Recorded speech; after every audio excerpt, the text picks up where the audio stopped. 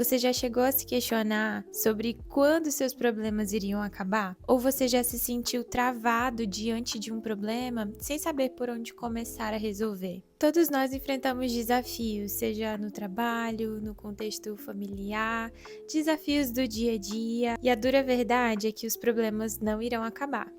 Mas existem formas que nós podemos adotar para lidar com eles. Afinal, a vida é sobre aprender a navegar e resolver esses problemas do que ficar esperando o momento em que eles irão cessar. No vídeo de hoje, eu quero abordar então uma técnica eficaz para a resolução de problemas. O primeiro aspecto dessa técnica é a identificação. É interessante começar falando que na terapia cognitivo-comportamental, na TCC, que é a abordagem que eu trabalho dentro do processo de psicoterapia, ela fala que não é sobre o que nos acontece, ou seja, sobre o problema que está acontecendo em si, mas a forma como nós interpretamos esse problema, ou como nós interpretamos as situações que acontecem na nossa vida. Então, dentro desse primeiro ponto, que é a identificação, nós temos o aspecto do elemento, que é você saber identificar quando está acontecendo um problema.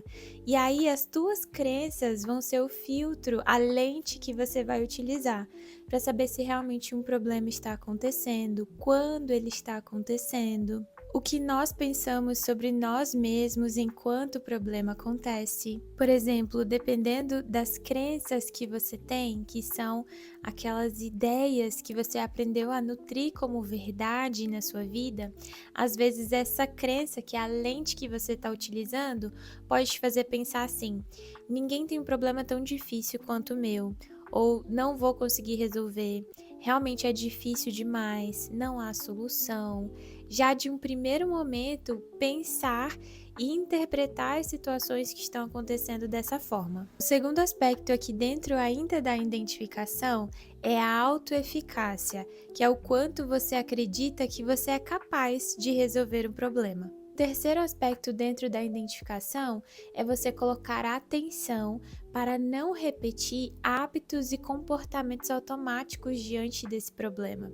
Ou seja, sempre que acontecer algo parecido, você sempre agir da mesma forma, que às vezes acaba não sendo útil para você chegar numa resolução. O segundo passo dentro dessa técnica é a definição e formulação do problema. Aqui você vai descrever de forma objetiva o que de fato está acontecendo. Aqui você vai tentar retirar aquilo que é uma suposição sobre o que está acontecendo. Vai diferenciar o que de fato está acontecendo do que você acha que está acontecendo. E aqui, quando você descreve os objetivos que você tem para resolver esse problema, você vai, às vezes, ter objetivos focados no problema, quando há possibilidade de resolução, quando há possíveis soluções, ou objetivos focados na emoção, que é quando não há o que ser feito para poder resolver naquele momento daquela forma, mas há como você fazer algo para se sentir diferente diante daquilo que está te acontecendo. Porque existem situações da nossa vida que de fato nós não vamos ter ali o poder e o controle de resolver de forma imediata.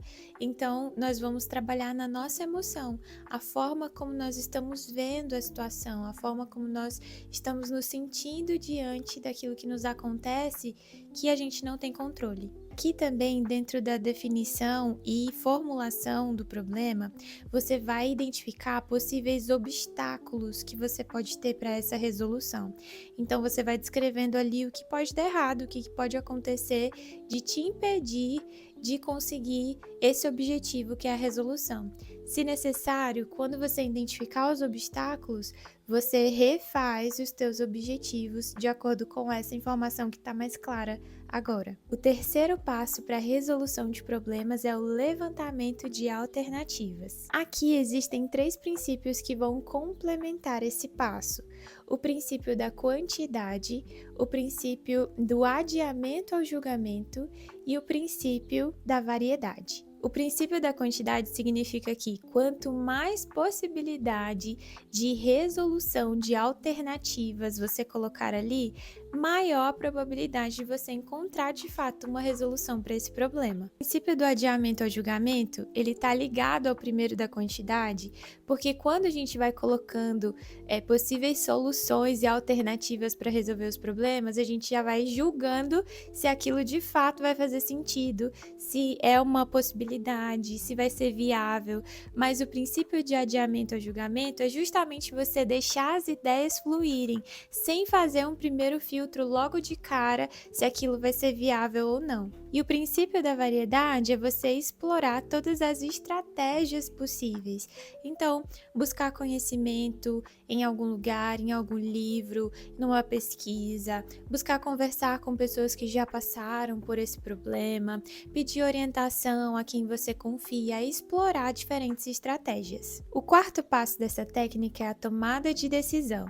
Aqui sim, você vai avaliar todas as alternativas de resolução que você descreveu e vai fazer um filtro avaliando a possibilidade de execução, avaliando quanto aquela alternativa é viável até encontrar uma alternativa com maior qualidade. Que você também vai avaliar as possíveis consequências de cada uma dessas alternativas. E nessa avaliação entra as consequências a nível emocional, custo-benefício, o tempo que você vai investir, se é possível adiar para a resolução desse problema ou não. Após isso, então, você vai avaliar qual foi a alternativa que teve o máximo de consequências positivas e o mínimo de consequências negativas. Porque nem sempre a gente vai encontrar a solução perfeita para um problema que vai encaixar completamente, que vai ter só consequências positivas daquela tomada de decisão. Então você vai avaliando aí a que mais teve consequências positivas e menos teve consequências negativas. E o quinto e último passo dessa técnica de resolução de problemas é a prática da solução e verificação, que é o momento de você colocar em prática todo o planejamento que você montou com os passos anteriores. Muitas pessoas fazem todos os outros passos, mas quando chegam na ação não colocam em prática a resolução do problema. Se você identificar que tem dificuldade de colocar em prática essa fase final, então você precisa voltar, retomar os passos anteriores e fazer uma outra avaliação. Talvez até reformulando os objetivos de resolução, reformulando as alternativas para resolver, avaliando melhor as consequências das alternativas. Aqui também na parte de verificação é uma etapa muito importante desse processo, que é você fazer um autorregistro do quanto de progresso você está tendo na resolução desse problema. Às vezes a gente sabe que tem um problema, identificou, a gente sabe que tem objetivos para serem atingidos para resolver, a gente até pensa em alternativas, às vezes a gente até tenta colocar em prática algumas dessas alternativas, mas não faz essa verificação. Se de fato esse objetivo está sendo atingido, o quanto eu estou avançando na resolução desse problema. E aí entra também o aspecto da autoavaliação. Quando você colocou em prática essa solução, será que depois que você colocou em prática, ela foi a melhor solução? Foi a melhor forma de resolver? Você pensou em outra forma diferente quando você estava colocando em prática a resolução, o plano de ação? Esses passos nós trabalhamos muito, inclusive, em psicoterapia. Dentro da abordagem da terapia cognitivo-comportamental, nós trabalhamos com objetivos para aquele processo. Então, a gente vai avaliando o progresso do paciente, trazendo dados, fazendo uma autoavaliação, tanto enquanto terapeuta, quanto do próprio paciente, para que a gente tenha métricas para avaliar se estamos atingindo esses objetivos definidos lá no início do processo. E o último aspecto aqui, não menos importante, é o autorreforço.